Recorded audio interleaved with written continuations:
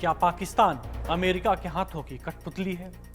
क्या पाकिस्तान हमेशा से अमेरिकी बंदूक के लिए कंधा रहा है? इन सब का जवाब आज आपको मिलेगा, क्योंकि एक बड़ा खुलासा हुआ है। नमस्कार, मैं हूं आदर्श, आप देख रहे हैं बॉर्डर वॉच। एक चौंकाने वाला दावा सामने आया है। अमेरिका की सेंट्रल इंटेलिजेंस एजेंसी यानी कि CIA के पूर्व अधिकारी जॉन करियाकू ने बड़ा खुलासा किया है। करियाकू के मुताबिक पाकिस्तान के पूर्व राष्ट्रपति परवेज मुशर्रफ ने अपने देश के परमाणु हथियारों का नियंत्रण अमेरिका के पेंटागन को सौंप दिया था। और इतना ही नहीं, उन्होंने ये भी कहा कि अमेरिका ने दरअसल मुशर्रफ को खरीद लिया था। यानी सौदे के तहत पाकिस्तान की सबसे बड़ी सामरिक ताकत अमेरिकी नियंत्रण में चली गई। CIA के पूर्व अधिकारी का यह बयान पाकिस्तान की राजनीति और उसकी सुरक्षा नीति पर एक गहरा सवाल खड़ा करता है। अगर ये सच है तो इसका मतलब है कि पाकिस्तान की परमाणु नीति के पीछे असली बटन किसी और के हाथ में था, और है भी शायद। इस सब के पीछे वजह थी साल 2001, 11 सितंबर का दिन, जिसने पूरी दुनिया की तस्वीर ही बदल दी। अमेरिका पर आतंकी हमलों के बाद वाशिंगटन ने आतंक के खिलाफ एक वैश्विक युद्ध छेड़ दिया। इस जंग में अचानक पाकिस्तान की रणनीतिक अहमियत कई गुना बढ़ गई।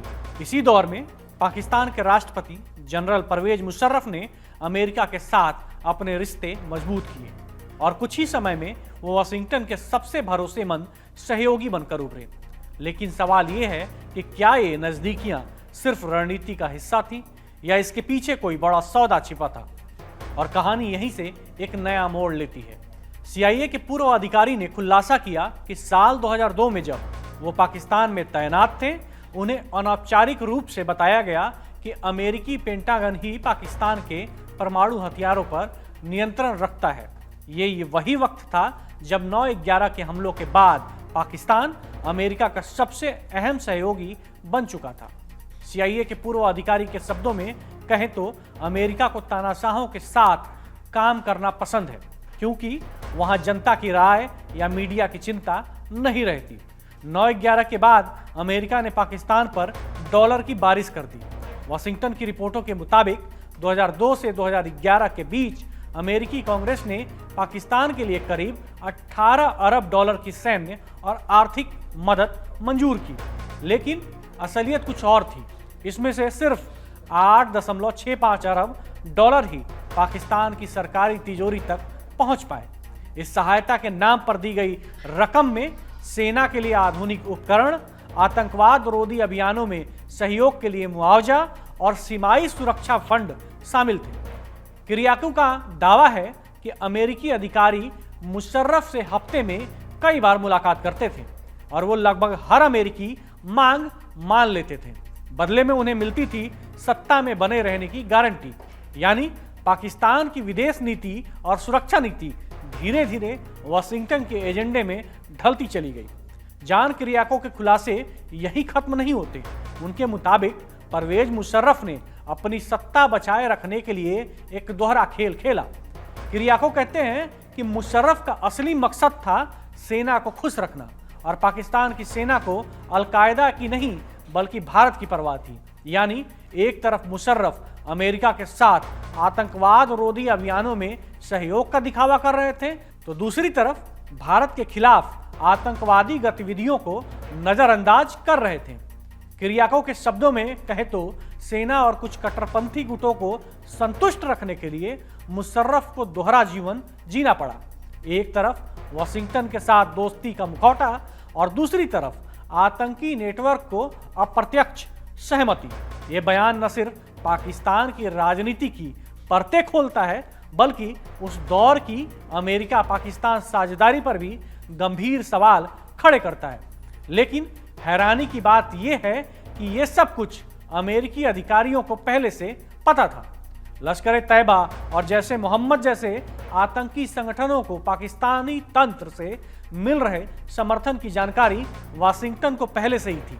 फिर भी अमेरिका ने चुप्पी साध ली। कारण था अफगानिस्तान में जारी सैन्य अभियान। वाशिंगटन को डर था कि अगर पाकिस्तान पर ज्यादा दबाव डाला गया तो आतंक के खिलाफ जंग की पूरी रणनीति ही बिगड़ सकती है। 2008 की काउंसिल ऑन फॉरेन रिलेशन की रिपोर्ट भी यही कहती है। अमेरिकी प्रशासन ने जानबूझकर आंखें मूंदे रखना ही बेहतर समझा। यानी आतंकवाद पर सख्ती की बात करने वाला अमेरिका कई बार अपने ही सिद्धांतों से समझौता करता नजर आया। किरियाको के मुताबिक साल 2002 में भारत और पाकिस्तान युद्ध के कगार पर खड़े थे।